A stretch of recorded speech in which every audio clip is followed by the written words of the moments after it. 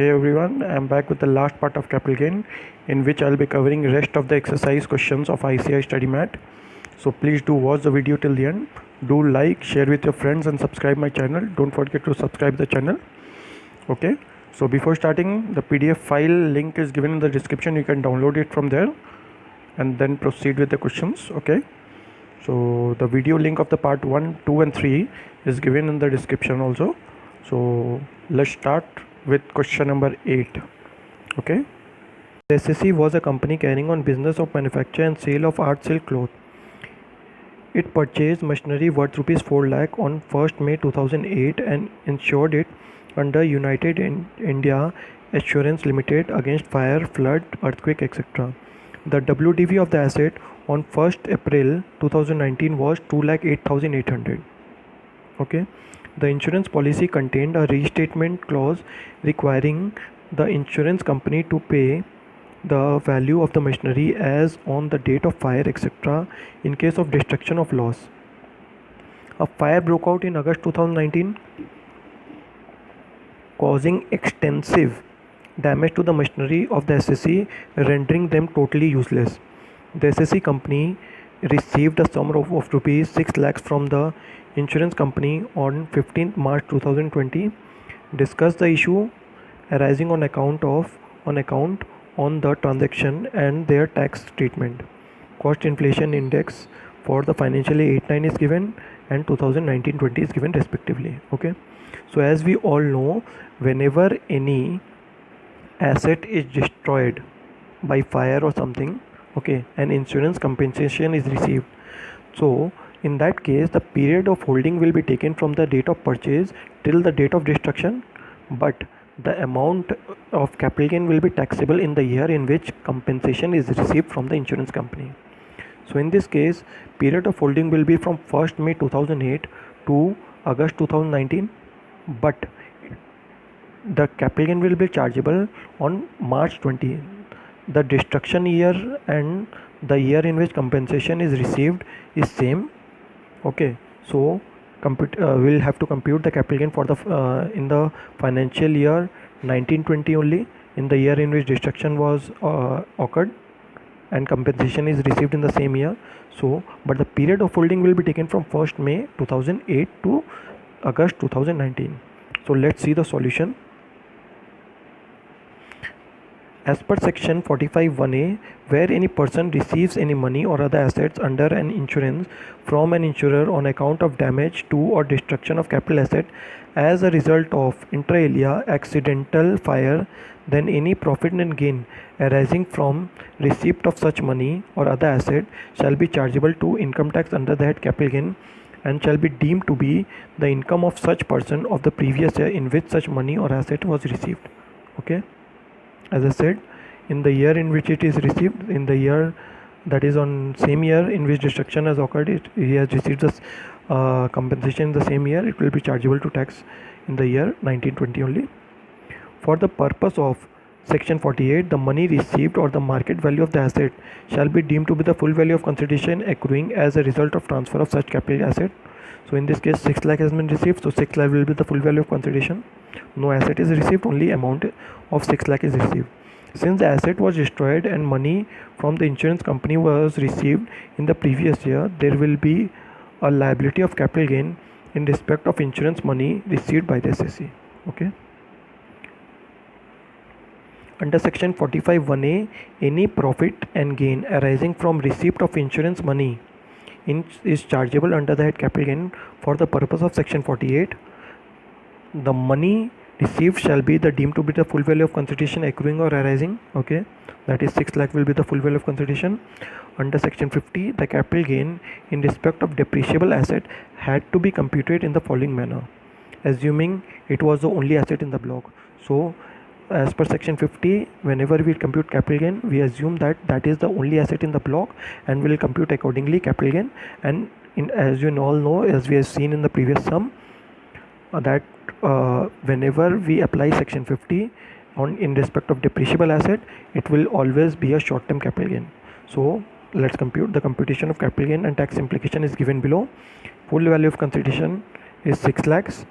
WDV as on 1st April 2019 is 2,08,800, and after deducting that amount, the short-term capital gain amount is coming to 3,91,200. That will be a short-term capital gain. Okay, let's move to question number 9.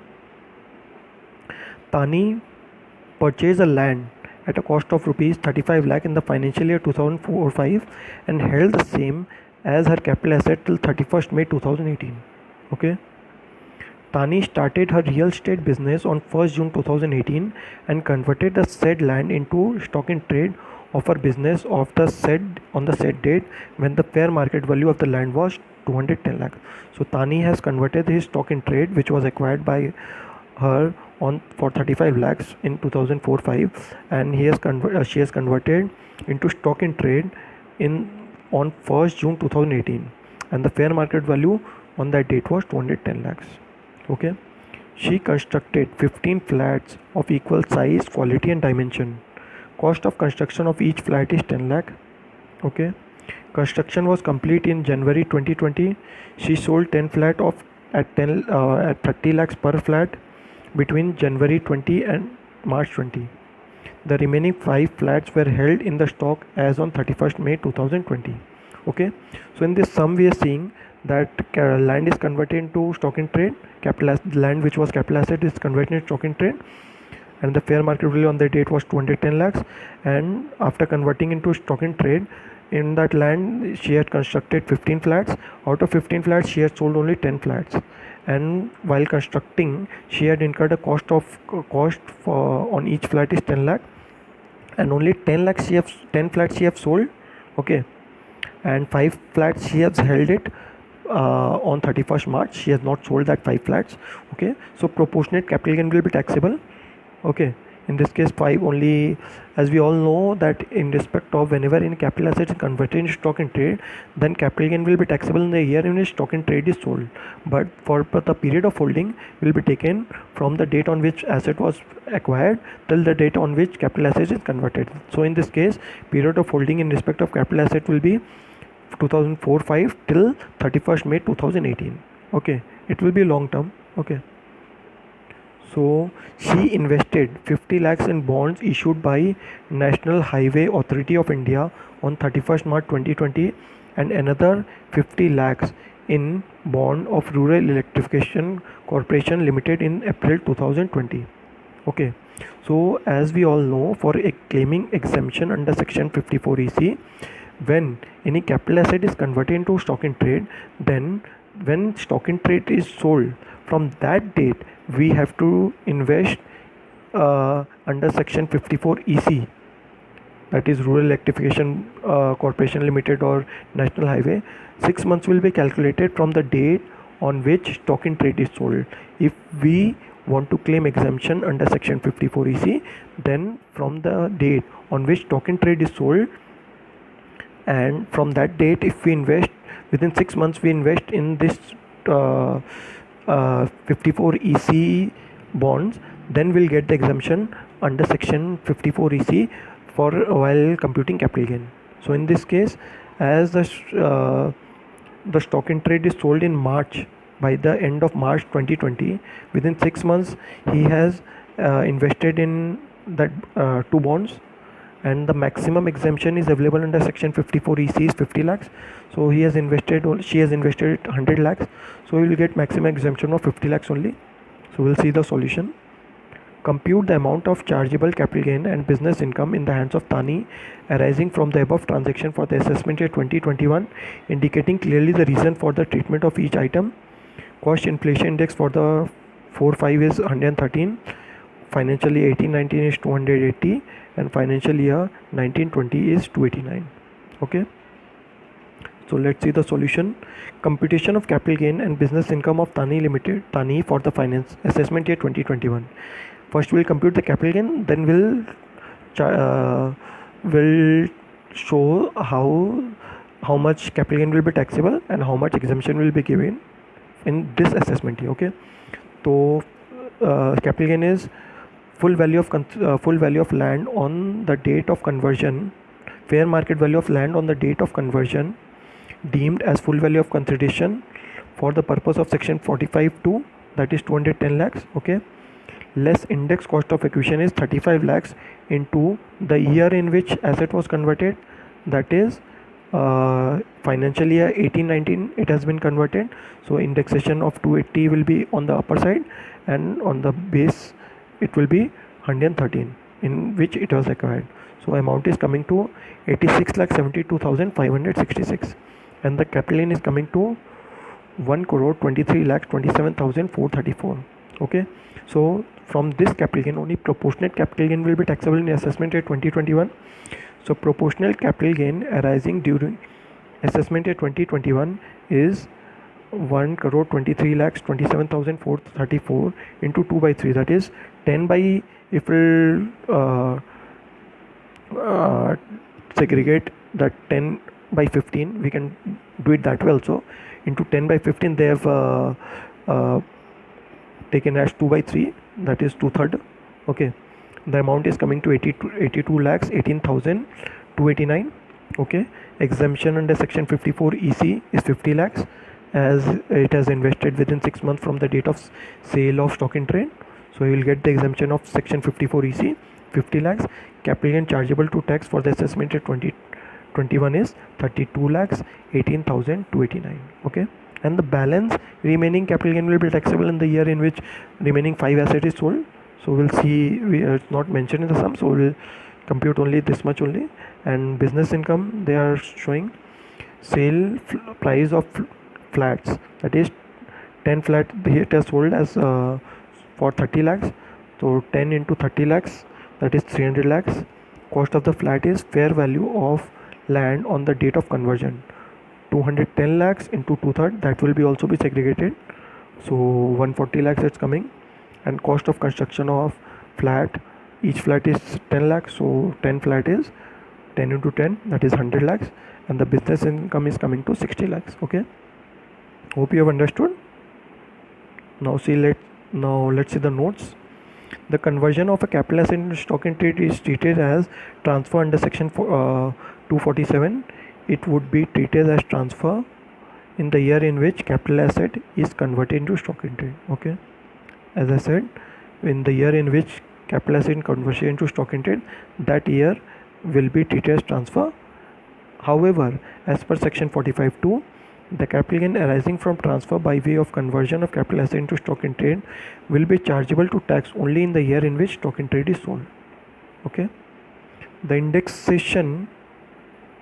benefit for computing index cost of acquisition would however be available only up to the year of conversion of capital asset to stock in trade and not up to the year of sale of stock in trade.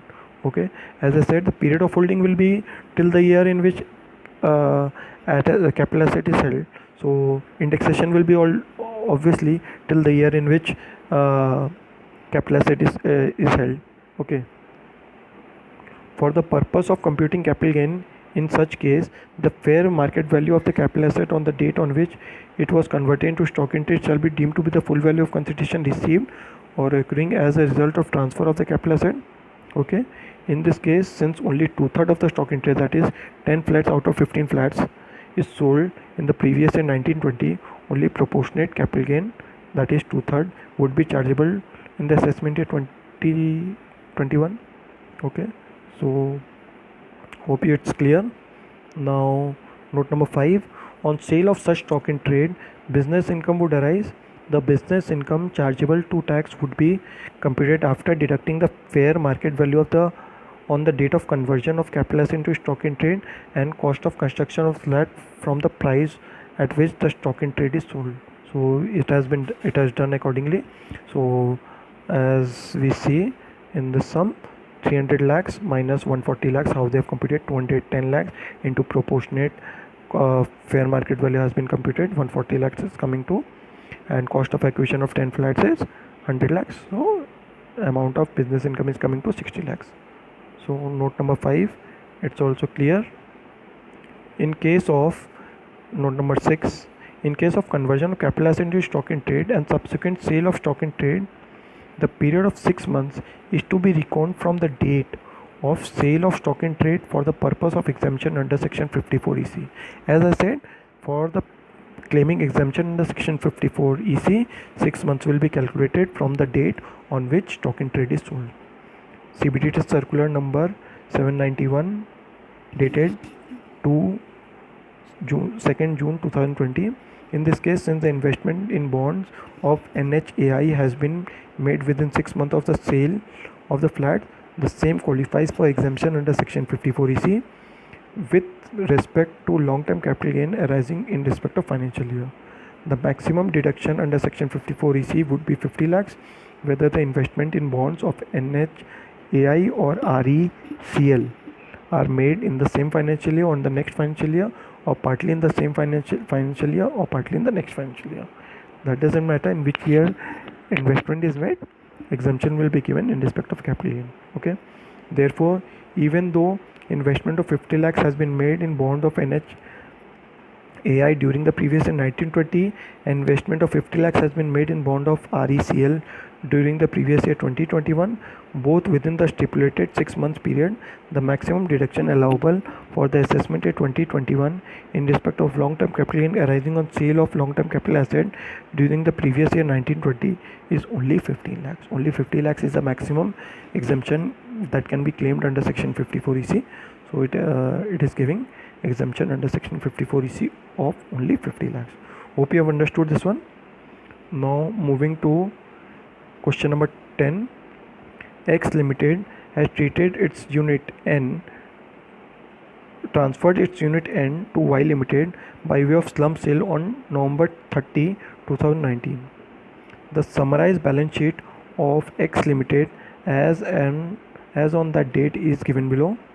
Paid up share capital is given 1700 lakhs. Reserve and surplus is given. Liabilities is given of unit LMN. Fixed asset is given of unit LMN. Other assets is given of unit LMN. Okay. Let's see what other information is given. Using the further information given below, compute the capital gain arising from slump sale of unit N and tax on such capital gain. Okay, we have to compute the capital gain and tax on such capital gain. Lump sum consideration on transfer of unit N is 880 lakhs. Fixed assets of unit N includes land which was purchased at 60 lakhs in August 2007 and revalued at 90 lakhs as on 31st March 2019. As we all know, while computing capital gain in respect of slump sale, revaluation profit is to be ignored. So in this case, while computing capital gain, when we compute the net worth, okay, we will take only 60 lakhs. Will not take 90 lakhs in respect of land. We will take only 60 lakhs in respect of land. Okay. Other fixed assets are reflected at 460 lakhs. That is 50 lakhs less value of land. Less value of land, that is 90 lakhs they have taken in the sum. Okay. So after evaluation, 90 lakh was there. So 460 lakhs is other asset, other fixed assets, and after evaluation land was 90 lakhs, so total is coming to 550 lakhs. Okay, so we'll take only 460 lakhs while computing net worth and 60 lakhs in respect of land. Other fixed assets 460 lakhs and land will take 60 lakhs. Okay, which represents WDV of those assets as per the book value. Okay, the WDV of these assets, okay, under section 43(6) of the income tax act is 410 lakhs. As we all know, we have to take WDV as per section 43(6), okay, while computing net worth of at the time of slump sale.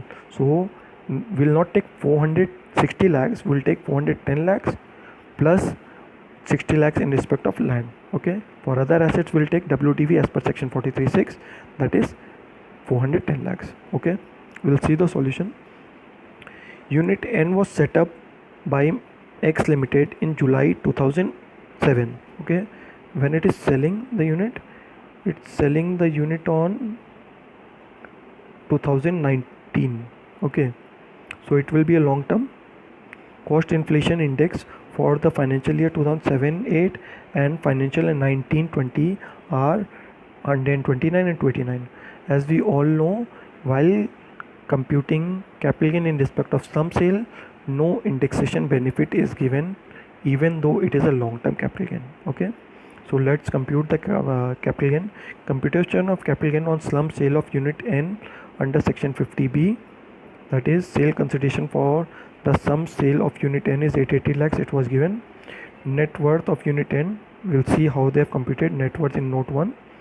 Let's see. The net worth of an undertaking transferred by way of slump sale shall be deemed to be the cost of acquisition and cost of improvement for the purpose of section 48 and 49, section 50B2. Okay, so computation of net worth of unit N, book value of non-depreciable asset, that is land, revaluation is to be ignored for computing net worth. 60 lakh is taken as I told. Other asset is it was given in the sum. Other asset I'm showing you. See, other asset of unit N is 390 lakhs, so if they taken that one, that is the non-depreciable. And WDV of the depreciable asset under section 43(6), that is 410 lakh as it was given in the other information. Will not take 460 lakhs, will take 410 lakhs as I said before. So aggregate value of total asset is coming to 860 lakhs. Okay, value of liability is given in the question. Okay, balance sheet, wait, I'm showing you, it's 90 lakhs. Okay, so they have deducted that amount, and the net worth of unit as N is coming to 770 lakhs. Okay, so we are putting it up 770 lakhs. After deducting the net worth, long term capital gain arising on slump sale is 110 lakhs. Okay, now we'll compute the capital gain. Computation of tax liability, we'll compute the tax liability, computation of tax liability of X Limited on slump sale of unit N, that is it will be 20% taxable, as indexation in this case long term capital gain will be taxable at the rate of 20%. Tax on long term capital gain will be 20% on 110 lakhs, that is coming to 22 lakhs. Surcharge will be 7% as the amount is exceeding 1 crore. So surcharge will be 7% as it is a company. So surcharge is coming to 1.54 lakhs, and health and education says 4% on 23 lakhs 23.54 lakhs, and the amount is coming to 0.94 lakhs. So total tax liability on capital gain arising on slump sale of unit N is coming to 24,48,000. Okay, so see note number 2. Since unit N is held for more than 36 months, capital gain of 110 lakhs arising on transfer of such unit would be long term capital gain taxable under section 112. However, indexation benefit is not available in case of slump sale. As I said, indexation benefit will not be given, so indexation will not be given. So amount, hope you have understood this one. Now moving to question number 11. Following are the details of income provided by Mr. Singh, the SEC, for the financial year ended 31st March 2020. Okay, rental income from property at Bangalore, that is 3 lakhs. Standard rent is 2,50,000. Fair rent is 2,80,000. So the 3 lakh is actual rent, standard rent is 2,50,000, fair rent is 2,80,000. As we all know, in house property, as we have studied in IPCC or PCC, whatever, so it whenever for computation of income under the house property, first we'll take actual rent is 3 lakhs, and from standard rent and fair rent, lower will be taken, and the lower amount is coming to 2,50,000 from, and that is called expected rent. And expected rent and actual rent, whichever is higher, that will be the amount of gross annual value, and the amount will be 3 lakhs. Okay, we'll see the solution. Okay, and municipal and water tax paid during the year 1920, that is current year tax is paid is 35,000, and arrears of tax paid in this year is 1,50,000. So as we all know, only the municipal tax which is paid during the year, whether it is arrear of tax or tax of the current year, only the amount of tax or municipal tax which is paid during the year, it will be deducted while computing the income under the house property. Interest on loan borrowed towards major repairs to the property 1,50,000, that will be also be deduction will be given. Arrears of rent of 30,000 received during the year which was not charged to tax in earlier year. Okay, this will be also be taxable in this year, but only 30% standard deduction will be given, then only house property gain will be computed. Okay, we'll see in the solution. So moving to the further the SSC furnished the following additional information regarding sale of property at Chennai. Mr. Singh's father acquired a residential house in April 2006 for 1,25,000 and thereafter gifted this property to SSC Mr. Singh on March 2007. Okay, it is a gift is an exempt answer, so we'll see to that. The property so gifted was sold by Mr. Singh on 10 June 2019. The consideration was 25 lakhs. Okay, 25 lakhs is the sale consideration, and while computing the capital gain, will take the cost of acquisition of his father, and period of holding will be taken from the date on which his father has acquired the property, residential house. Okay, stamp duty charge paid by the purchaser at the time of registration at the rate of 13% as per the statutory guidelines was 3,90,000. So this is given. So if we do 3,90,000 divided by 13%, that will give us 30 lakhs, and this will be the stamp duty value. On the stamp duty value only, value of the property as computed by Stamp Valuation Authority, on that amount only we are paying stamp duty. So the amount is 30 lakhs, that is higher than 25 lakhs. So as per section 50C, we'll take 30 lakhs while computing the capital gain in the hands of Mr. Singh. Okay, as the amount is exceeding 105% of the consideration. Okay, we'll see it. I'll show you in details in the solution. Okay, out of the sale consideration received on 2nd January 2020, the SSC had purchased 2 adjacent flats in the same building and made suitable modification to make it as one unit. The investment was made by separate sale deed, amount being 8 lakhs and 7 lakhs respectively. So it has made modification and made it a single unit. So it will be treated as a single unit, and both the exemption in respect of both the house property exemption he will be getting. Okay, under section 54. On 10th October 2019, 10 lakh was invested in bond issued by National Highway Authority of India, but the allotment of the bond was made on 1st February 2020. When the allotment is made, it is irrelevant. Okay, investment should be made within 6 months from the date of sale. Okay, so he will get the exemption under section 54EC. Compute the Mr. Singh's taxable income for the assessment year 2021.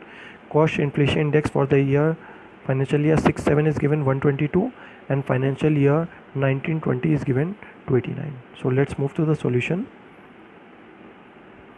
Computation of capital taxable income of Mr. Singh for the assessment year 2021. So gross annual value, how they have computed, let's see. Expected rent is lower of fair rent and standard rent. As I said, it was 280 lakhs and 150 lakhs respectively. So the lower is 250 lakhs. Expected rent is coming to 250 lakhs, and actual rent is 3 lakhs. So higher of expected rent and actual rent will be 3 lakhs. Okay, gross annual value will be 3 lakhs less municipal tax paid by Mr. Singh during the year, including arrears, that is 35,000 and 1,50,000, that is coming to 1,85,000. Okay, after deducting the municipal tax, the amount net annual value is coming to 1,15,000. Less deduction under section 24, that is 30% of NAV. Okay, that is coming to 34,500. And interest on loan borrowed for major repairs 1,50,000 was given in the question, that will also be deducted, and the total deduction is coming to 1,84,500, and it is resulting in a loss. Okay, that is loss under that house property. And arrears of rent taxable under section 25A, that is 30,000, and deduction will be given 30% on 30,000, that is coming to 9,000, and the amount of gain is coming to 21,000, and the net, it is a loss under that house property, that is 48,500. Okay, now let's compute the capital gain. Full value of consideration is 30 lakhs. It was given, no, it was not given, as we have computed 3,90,000 divided by 13%, that uh, we have computed 30 lakhs. So as per section 50C, the full value of consideration would be higher of actual consideration, that was 25 lakhs, and stamp duty value, that is 390,000 divided by 13%, that is 30 lakhs. Since stamp duty value is greater than 105% of actual consideration, we'll compute 105% of 25 lakhs, and 30 lakhs is higher than that amount, so full value consideration will be taken as 30 lakhs. Okay, while computing the capital gain in the hands of Mr. Singh. Okay, index cost of acquisition will be 1,25,000 into 289 in the year of sale and the year in which his father acquired. Okay, the base year, that is 122. As per section 49(1), cost of acquisition of the residential house gifted by Mr. Singh's father to Mr. Singh would be cost of for which Mr. Singh's father acquired the asset, and indexation will be of that year only. Okay, so the amount is coming to 2,96,107, and the gain is coming to 27,03,893. Okay, now exemption under section 54, that is 8 lakh plus 7 lakh, as I tell, as the unit is combined into a single unit, though it was through a two different deed, and okay, that doesn't matter, as it necessary modification has been made and made it a single unit. You will get the exemption in respect of both the house, and it will be treated as a single unit. Okay, so purchase of residential house within the stipulated time, within 1 year before the or 2 years after the date of sale, whether the flat are situated side by side and the builder has where the flat are situated side by side and the builder has effected the necessary modification to make it as one house, the SCC would be entitled to exemption under section 54 in respect of investment in both the flats, despite the flat that were purchased by separate sale deed. Okay, it doesn't matter. CIT versus Ananda Basappa 2009 331 ITR 211 Karnataka. Okay, so the amount is 15 lakhs. Exemption under section 54 is 15 lakhs. Okay, and the note is given, since two adjacent flats are treated as one residential house, Mr. Singh can defer availing exemption under section 54 in respect of two residential house where capital gain does not exceed 2 crores to any later assessment year. As we all know, a change was there. Okay, where in under section 54, that if any SSC wants to claim exemption under section 54 in respect of two house, he can claim exemption provided his capital gain of that year is only 2 crores, does not exceed 2 crores. Okay, then only. So he has treated as single unit in this case, so he can defer this benefit for later year, as because this benefit is given once in a lifetime to an SCC. Okay, now 54EC exemption. Investment in bond of NHAI within 6 months from the date of transfer, where the payment for the bond has been made within the 6 months period. Exemption under section 54EC would be available even if the allotment of the bond was made after 6 months after the expiry of 6 months. That doesn't matter, as I said before only. So you will get the exemption under for 10 lakhs. So total exemption is coming to 10 lakhs plus 15 lakhs coming to 25 lakhs.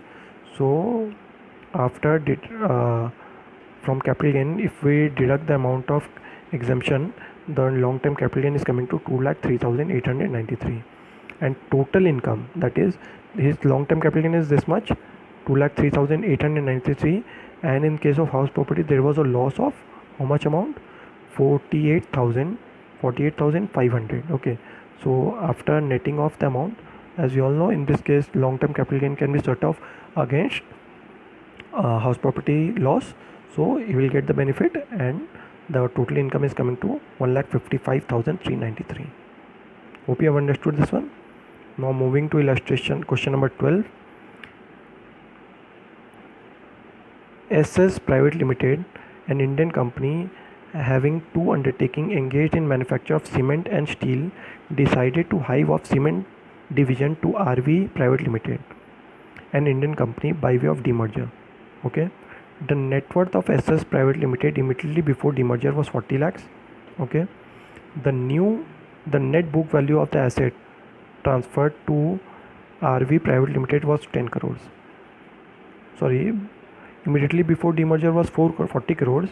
The net book value of the asset transferred to RV Private Limited was 10 crores. The demerger was made in January 2020. In the scheme of demerger, it was fixed that for each shares of rupees 10 full value paid of SSP Limited, 2 equity shares of rupees 10 full value were to be issued. Okay. 1. Mr. NK held 25,000 equity shares in SSP Limited, which were acquired in the financial year 45 for 6 lakhs. Mr. NK received 50,000 equity shares from RV Private Limited consequent to demerger in January 2020. Okay, he sold all the shares of RV Private Limited for 8 lakhs in March 2020. In this background, you are requested to answer the following. Okay, so in this sum we are seeing that the demerger is taking place. Okay, SS Private Limited is having two units, cement and steel. It's demerging one of the unit, that is cement division, okay, to RV Private Limited, and the shareholders of SS Private Limited is getting 2 shares in respect of 1 share held in SS Private Limited. Okay, and one of the shareholder who was holding 25,000 shares in SS Private Limited, he is getting 50,000 shares in RV Private Limited in consequent to demerger. Okay, so Mr. NK has sold all the shares of RV Limited for 8 lakhs. Okay, now let's see what they are asking. Does the transaction of demerger attract any income tax liability in the hands of SS Private Limited and RV Private Limited? No, it will be exempt transfer. Okay, there will be no capital gain in the hands of both the companies. Compute the capital gain that would arise in the hands of Mr. NK on receipt of shares of RV Private Limited. No capital gain will be there in the hands of Mr. NK on receipt of shares of RV Private Limited. Okay, third part is compute the capital gain that could arise in the hands of NK on sale of shares of RV Limited. Capital gain will be there. We'll see there. Okay, let's see the first 3 solutions, then we'll move to 4 number and 5 number. Okay, so no, the transaction of demerger would not attract any income tax liability in the hands of SS Private Limited or RV Private Limited. As per section 47(6)(b), any transfer in a demerger of capital asset by the demerged company to the resultant company would not be regarded transfer for levy of capital gain tax if the resultant company is an Indian company. So in this case, resultant company, that is RV Limited, is an Indian company. Hence, capital gain tax liability would not be attracted in the hands of SSP Limited, the demerged company in this case, since RV Private Limited is an Indian company. Okay, so Roman 2 answer, there would be no capital gain liability in the hands of Mr. NK on receipt of shares of RV Private Limited, since as per section 47(6)(d), any issue of shares by resultant company in the scheme of demerger to the shareholder of demerged company will not be regarded as transfer for levy of capital gain tax if the SSC is made, if the issue is made in consideration of demerger of the undertaking. So in this case also no capital gain tax will be there. And third part, yes, capital gain would arise in the hands of Mr. NK on sale of shares of RV Private Limited. Sale consideration was given, it was 8 lakh. Now compute the index cost of acquisition of shares of RV Private Limited. How will compute? Cost of acquisition of shares of RV Limited as per section 49 2C, that is 6 lakhs the cost of acquisition of shares of SS Private Limited, okay, into net book value of the asset transferred into a demerger, that was 10 crores, divided by net worth of the demerged company immediately before demerger, that was 40 crores. The amount is coming to 1,50,000 and indexation will be done as it was a long term. So 1,50,000 into 289 divided by 113. The amount is coming to 3,83,628 and the long term capital gain is coming to 4,16,372, since the period of holding of shares in demerged company is also to be considered. Okay, period of holding in which the shares was held by the Mr. NK in demerged company, that period of holding is also considered while computing capital gain. Okay, now moving to the fourth part of this sum. Will the sale of shares by Mr. NK affect the tax benefit availed by SS Private Limited and or RV Private Limited? No, it will not affect the tax benefit. They will still continue to get the tax benefit, both the company. I'll show you the solution. Let's see part 5, then we'll together see the solution. Is Mr. NK eligible to avail any tax exemption under any of the provision of the Income Tax Act 1961 on the sale of shares of RV Limited? If so, mention in brief. Okay, let's see the solution. Part number 4. No sale of shares by Mr. NK would not affect the tax benefit availed by SS Private Limited or RV Private Limited. One of the conditions to be satisfied is that the shareholder holding not less than 3/4 in the value of shares in the demerged company become the shareholder of the resultant company by virtue of demerger. It is presumed that the condition is satisfied in this case. They are presuming that the condition of 3/4 is satisfied. There is no stipulation that they continue to remain shareholders for any period of time thereafter. There is no condition that the shareholders should continue to remain shareholders in the resultant company or demerged company. So the SS Private Limited and RV Private Limited will continue to get the exemption. Okay, now let's see answer number 5. Since the resultant capital gain on sale of shares of RV Limited is a long-term capital gain on account of period of holding of shares in demerged company being considered by virtue of section 242A(g), Mr. NK can claim exemption under section number 1 is under section 54EE by investing the long-term capital gain unit of specified fund within a period of 6 months from the date of transfer. Okay, if the long-term capital gain amount is invested in a specified fund within a period of 6 months from the date of transfer, then he can claim exemption. Okay, and under section 54F, by investing the entire sale consideration in purchase or construction of one residential house in India, that is within 1 year before the and 2 years after date of transfer, or construction within 3 years after the date of transfer.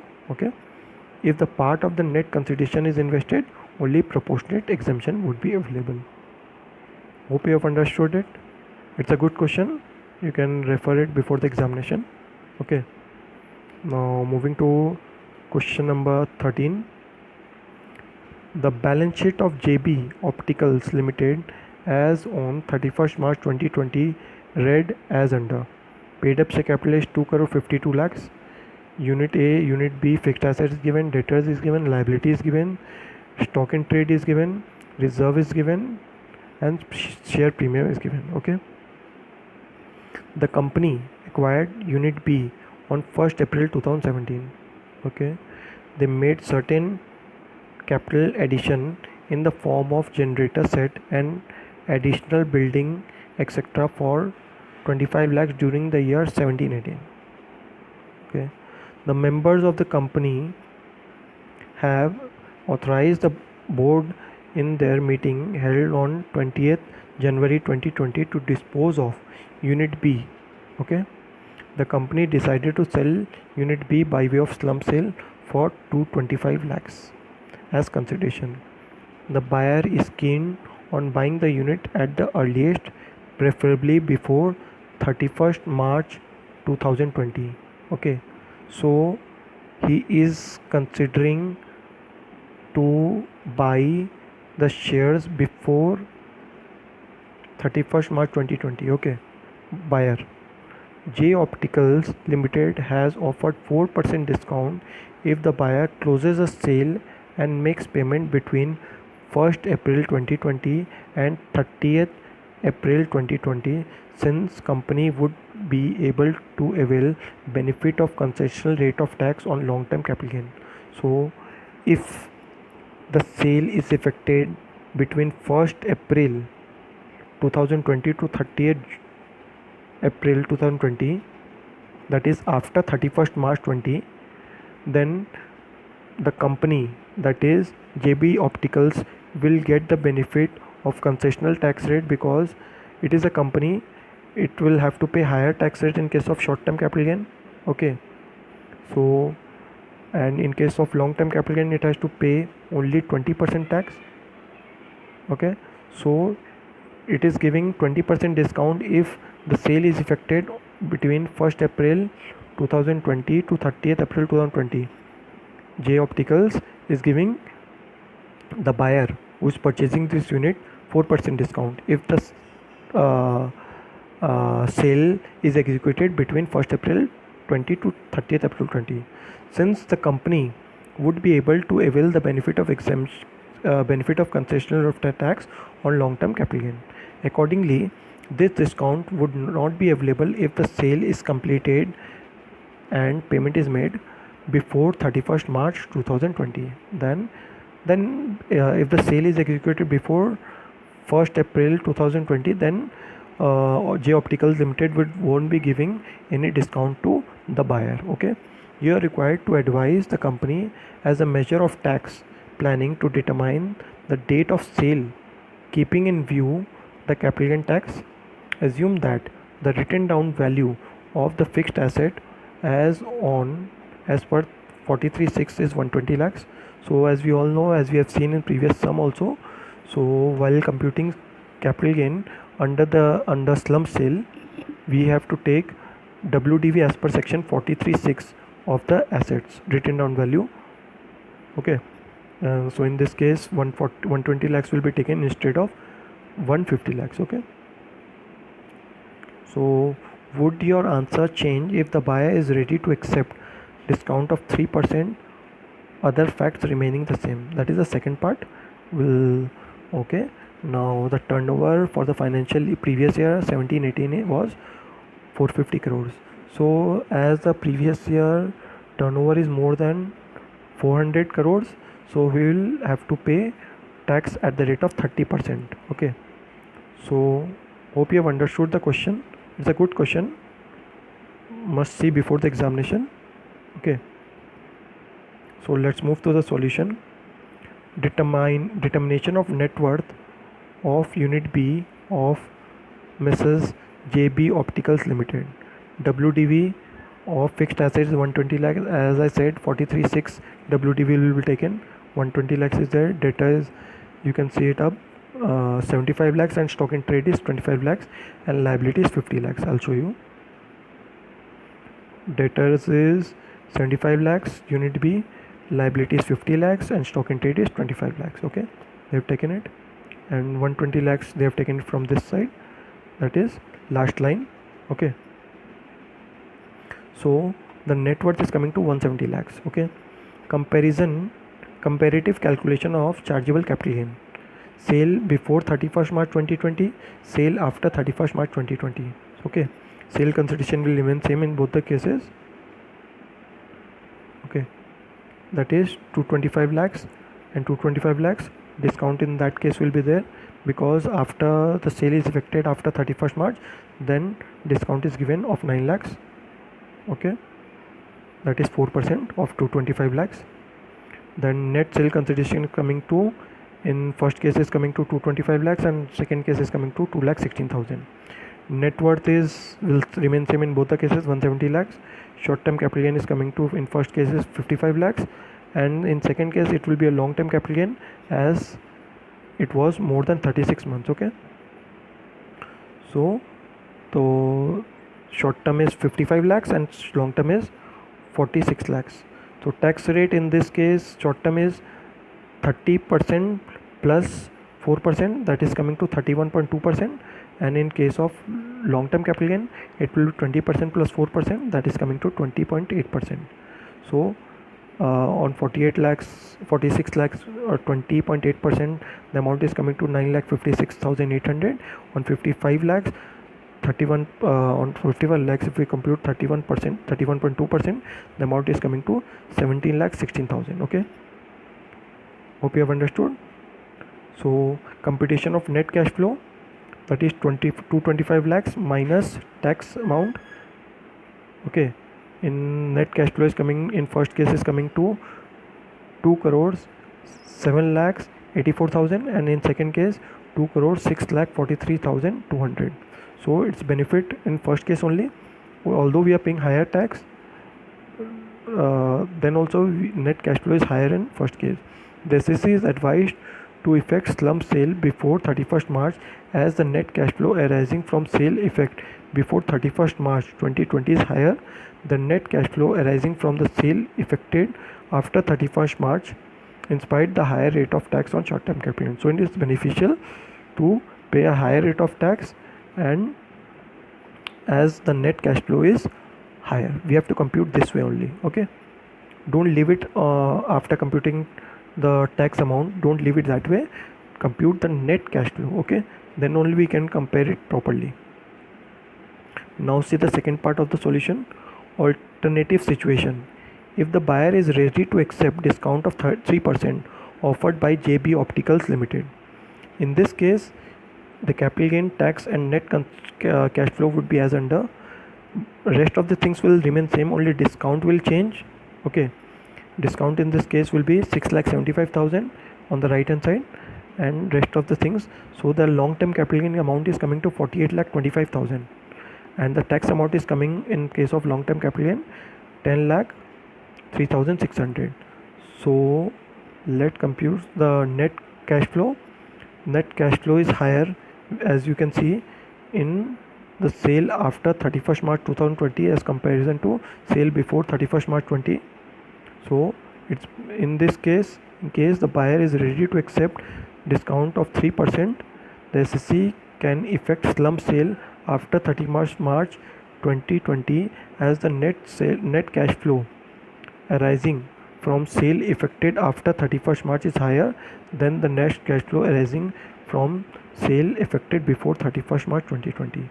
So it is beneficial to sell it after 31st March in this case, and in the previous part sale should be made before 31st March 2020. Okay, hope you have understood this one. Now let's move to question number 14. PQR Limited has two units, one engaged in manufacture of computer hardware and other involved in developing software. As a restructuring drive, the company has decided to sell its software unit as a going concern by way of slump sale for rupees 385 lakhs to a new company called S Limited, in which it holds 74% equity share. That is, PQR Limited is holding 74% equity shares in S Limited. Okay. The balance sheet of PQR Limited as on 31st March 2020, being the date on which software unit has been transferred, is given here under. Paid up share capital is 300 lakhs, general reserve is given, security premium is given, fixed asset is given of both the units. Okay, revaluation reserve is given, current liability is given of both the units, debtors is given of both the units, inventory is given of both the units. Okay, here's the balance sheet. Now following additional information are furnished by the management. The software unit is in existence since May 2015. Okay, fixed assets of the software unit includes land which were purchased at 40 lakhs in the year 2008 and revalued at 60 lakhs in as on March 31st 2020. So revaluation will be ignored for the purpose of slump sale. Okay, fixed assets of software unit mirrored at 140 lakhs, that is 200 lakhs minus land value, revalued value, that is 60 lakhs. Okay, the other asset value is coming to 140 lakhs, is written down value of depreciable asset as per the books of accounts. However, the WDV, written down value of these assets under section 43(6) of the Income Tax Act 1961 is 90 lakhs. So 90 lakhs will be taken, okay, as per section 43(6). Okay, ascertain the tax liability which would arise from some sale to PQR Limited. Okay, we'll show that. And what would be your advice as a tax consultant to make the reconstructing plan of the company more tax savvy without changing the amount of sale consideration? Okay, we'll see to that as well. Okay, so let's see the solution. As per section 50B, any profit and gain arising from some sale effected in the previous year shall be chargeable to income tax as capital gain arising from transfer of capital asset and shall be deemed to be income of the previous year in which transfer took place. Okay, if the SSE owned and held the undertaking transferred under slum sale for more than 36 months before slum sale, the capital gain shall be deemed to be the long-term capital gain. Okay, indexation benefit is not available in case of slum sale as per section 50B2. As we all know, as I said in previous sums as well, that in case of slum sale, no indexation benefit will be given. Okay, ascertainment of tax liability of PQR Limited from slum sale of software unit. Sale consideration for slum sale of software unit is 385 lakhs less cost of acquisition being the net worth of the software unit. How net worth is computed is shown below. Okay, let's see. Working note: computation of net worth of software unit. Book value of non-depreciable asset, land as it was given, revalued figure should be ignored. So 40 lakhs will be taken. Debtors, it's given in the question, 110 lakhs. Inventory of unit, that unit software unit is 35 lakhs. Written down value of depreciable asset as per section 43(6) will be taken. So it was 90 lakhs. Okay, so the total aggregate value of total asset is 275 lakhs. Okay, and less current liability of software unit is 90 lakhs. So net worth of software units coming to 185 lakhs. So we'll put it up. So less cost of acquisition being the net worth of software unit is 185 lakhs. Long term capital gain arising on slum sale will be 200 lakhs as it was held for more than 36 months. The capital gain is a long term as the software unit is held for more than 36 months. So tax liability on long term capital gain will be under section 112 at the rate of 20% on 200 lakhs will be 40 lakhs plus surcharge of 7% as it is a company and its turnover long term capital gain is more than 1 crore, so 7% surcharge will be there, so it's coming to 2.8 lakhs. And health and education sales will be added on, computed on 42.80 lakhs, so the amount is coming to 1.712 lakhs. Okay, so total amount of capital gain, total amount of tax liability is coming to 44.512 lakhs. Okay, hope you have understood. Let's see what the note says. For computing net worth, the aggregate value of total asset is, in case of depreciable assets, shall be the written down value of the block of asset as per section 43(6). Okay, so I've told you that thing also. So tax advice, the part B of the question: transfer of any capital asset by holding company to its 100% subsidiary company is exempt from capital gain under section 47(4). Hence, PQR Limited should try to acquire the remaining 26% equity shares in S Limited, then make the slum sale in the above said manner, in which case slum sale would be exempt from tax. Okay, if the company acquire that S Limited shares, that is remaining 26% shares, and then it's transfer the software unit to that S Limited, then it will be an exempt transfer and it will not be chargeable to tax. Okay, and no capital gain will be taxable in the hands of the company. That is, which company is this? PQR Limited. Okay, So no capital gain will be taxable in the hands of PQR Limited in that case. Okay, so in which case slum sale shall be exempt from tax.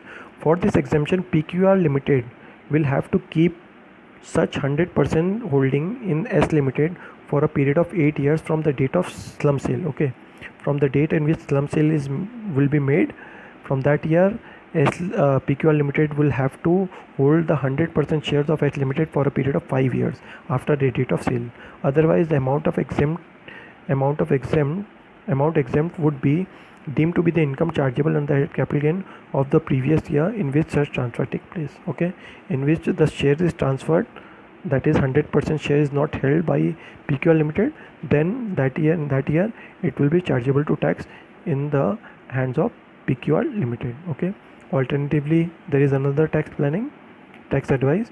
Alternatively, if acquisition of 26% shares is not feasible, PQR Limited may think about demerger plan of software unit to get benefit of section 47(6)(b) of the Income Tax Act 1961.